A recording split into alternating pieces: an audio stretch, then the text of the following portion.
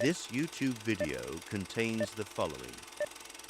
I also looked at another champion.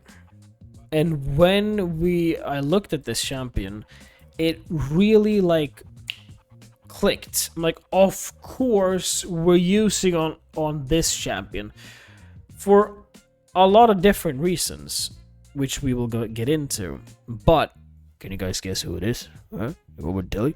Let me tell you.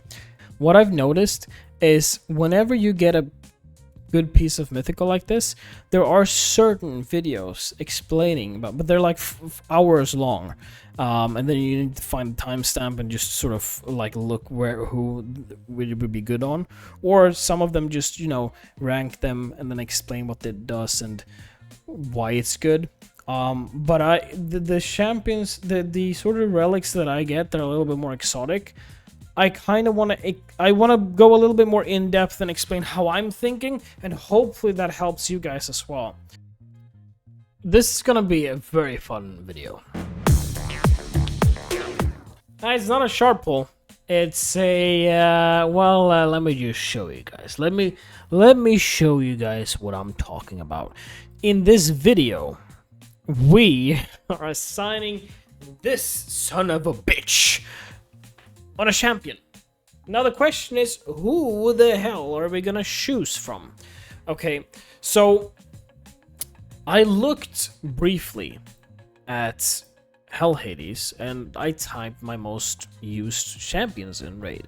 And my most used champions in raid when it comes to the arena is Empress, it is Hilvi, it is Leo, it is Mavara, Gaspard, Tection, Donnie, and Ukko. Well, Ukko not yet, and then Palas. Those are the champions, and then Oscar. But those are the champions that I usually use. Now, I didn't really know what to think when it comes to like who would this be put on. So like, whoever we put it on, our whole entire team is gonna get 10% magma shield buff on all allies for 2 turns at the start of the battle. Also place a 10% magma shield buff on the wearer for 2 turns whenever they lose 25% of their HP in a single hit. If we look at Ukko's kit here, he's actually full of kit. I didn't realize we have booked him out. That's kind of good. A1, Ukko Smash. Attacks all enemies, has a 50% chance of placing a 50% decreased attack debuff for 2 turns, damage based on attack. A2, attacks all enemies 2 times. Each hit has a 75% chance, books up to 100% chance to remove 2 random buffs from the target. Place a block buffs and a 50% decreased accuracy debuff for 2 turns on the target, on targets that have no buffs after the attack. Then we have the Revive. AoE Revive revives all dead allies with 40% HP, then places a block damage buff on them for 1 turn, similar to Helvi's. Also places a 30% increased speed buff on all allies for 2 turns, will place the increased speed buff even if there are no dead allies. Really nice. Then we have the passive. Totem Warden has a 50% chance of stealing 1 random buff from a random enemy each time a buff is placed on the enemy team. Will only attempt to steal 1 buff for each type of buff placed simultaneously. For example, only 1 random buff may be stolen if 3 shields are placed at the same time. Any stolen buffs become protected. And then a 20% chance, 20% ally speed in all battles.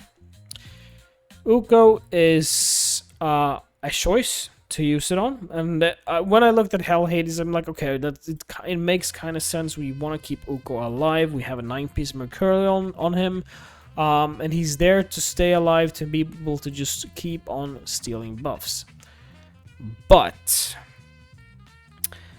I also looked at another champion, and when I looked at this champion, it really clicked. I'm like, of course we're using on this champion for a lot of different reasons, which we will get into.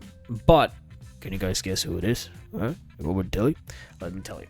It is Mavara. Mavara is gonna get our Volcardiac heart, and the reason for this is, once I've said it now, maybe you guys realized it before I even mentioned it. But if you does it make sense just by now why we're picking her. Let's get into it and see why. Let's go through her whole kit. Strike on my mark, level 5. What am I saying? Level 5. Place a fur buff for 2 turns on a random ally except this champion. If the random ally if the randomly selected ally is already on a fur buff, place it on another random selected ally. Passive effect: allies under a fur buff have a 50% chance of joining the attacks of other allies under a fur buff. This champion will not join in an attack if there are multiple champions. Cool. Then we have the A2. Now I would say this is not the only reason why we're putting the Volcardiac heart on her, but it is a huge reason why. We're gonna go back and read the Volcardiac heart again after we read this ability, okay? Places a 25% strengthen buff and a 50% increased resilience buff on all allies for 2 turns. Also equalizes the HP levels of all allies. The HP level of all allies will be brought up to the level of the ally with the highest HP.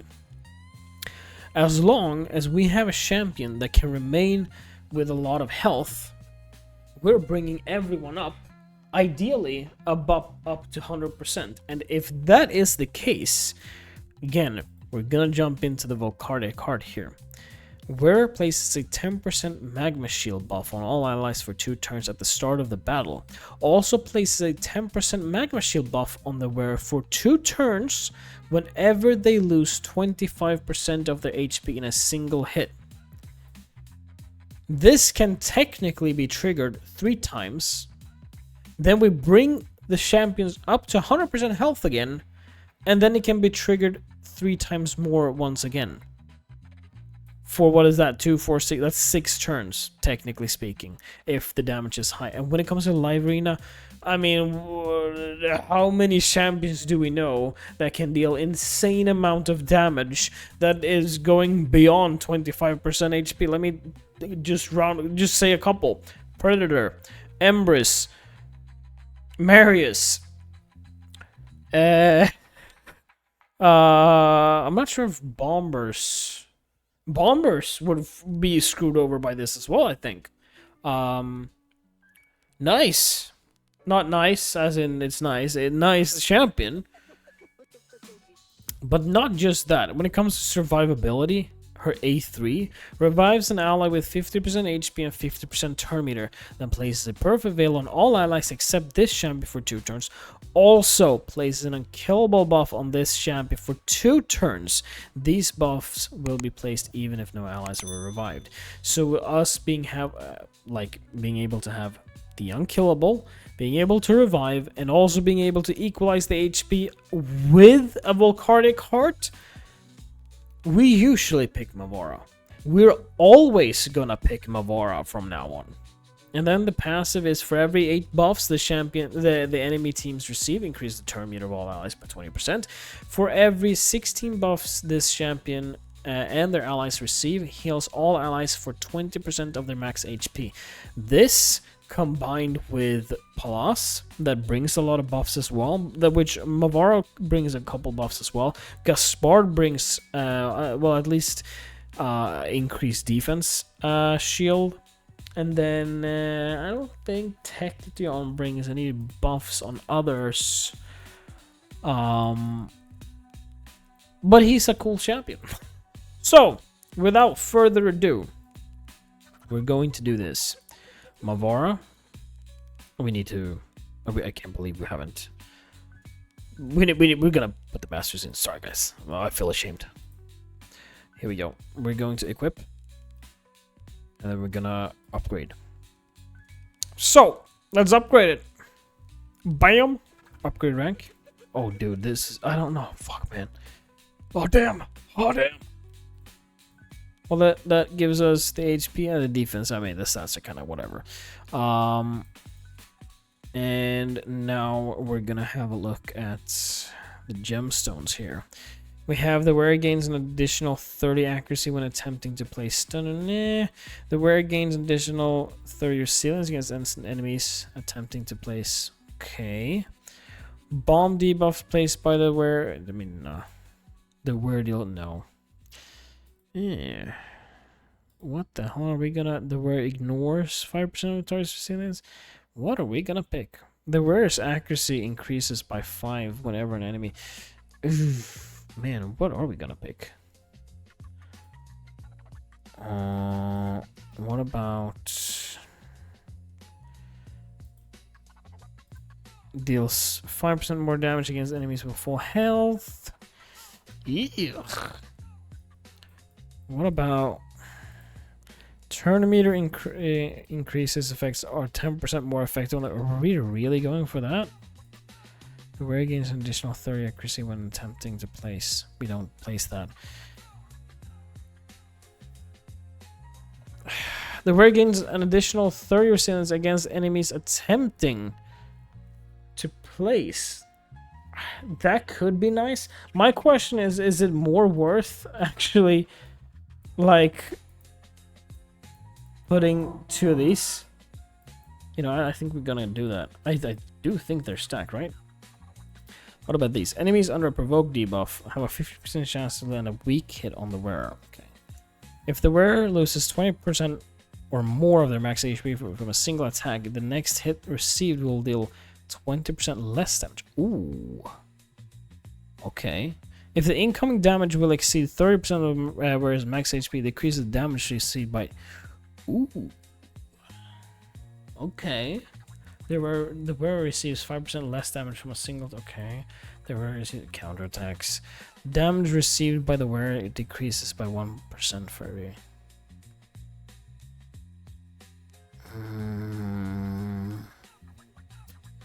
I think... destroy HP effects are... I think we're gonna go for these 2. If the wearer loses 20% or more of the max HP from a single attack, the next hit received... Okay, so she's gonna be very tanky in that case, which is really good. If the incoming damage will exceed 30% of the max wearer's XP... Yeah, let's go for these 2. There we go. And I promise to put masteries and ascend her gear a little bit more. Oh my god. Yeah, dude, that is the Volcardiac heart. Because sometimes what I've noticed before we finish this video off, what I've noticed is whenever you get a good piece of mythical like this, there are certain videos explaining about, but they're like hours long, and then you need to find the timestamp and just sort of like look who would be good on, or some of them just, you know, rank them and then explain what it does and why it's good. But the champions, the sort of relics that I get that are a little bit more exotic, I kind of want to go a little bit more in depth and explain how I'm thinking, and hopefully that helps you guys as well. So again, if I could, so in my opinion, Volcardiac Heart should go on a champion that has high survivability, ideally can heal, if res better, even better, but if they can be sort of like being able to survive, first thing, being able to heal, and being able to rest. Those 3 things for Volcardiac Heart, I think, is golden. And I believe with Mavara, and by the way, with Volcardiac Heart, I wouldn't say that you should lock in yourself to 9-piece Mercurial, but it makes the Volcardiac Heart so much stronger because it's kept so much more safe if you have a 9-piece Mercurial, at least now when the Mercurial meta is really strong. So yeah, any champion, again, that's an ambulance right there. Can you guys hear that? Maybe they need a Volcardiac Heart. I'm gonna keep this in. There we go. And if you guys didn't hear anything, there was an ambulance going by, which was super loud. Anywho, I'm gonna recap again. Volcardiac Heart, tried to put it on a champion that, if you have 9-piece Mercurial on it, great. Survivability there already. Heal, revive, and being able to be a bit tanky or sort of if you can place unkillable on yourself, or I can't really think of anyone else that is super chunky. Not that I have. Maybe Sifi would be good. I'm not sure. But yeah, Ukko is also a good choice for the simple fact we want to keep him alive. 2 steel buffs. I think it could be a little bit hard to keep him alive, though. Also, I was thinking of putting on Tection, because if he has Poison Cloud on, he's super hard to sort of, you know, kill, but he can't really heal himself. And hence, you kind of limit yourselves of how many times you can actually put your Magma Shield on. You limit yourself to 2 to 3 times, I guess. With Mavara, you can have it up more than 3 to 4 to 5 times, maybe. Alright, guys. I put out videos every day. If you like this sort of content, let me know with a like and subscribe, and I'll see you guys next time.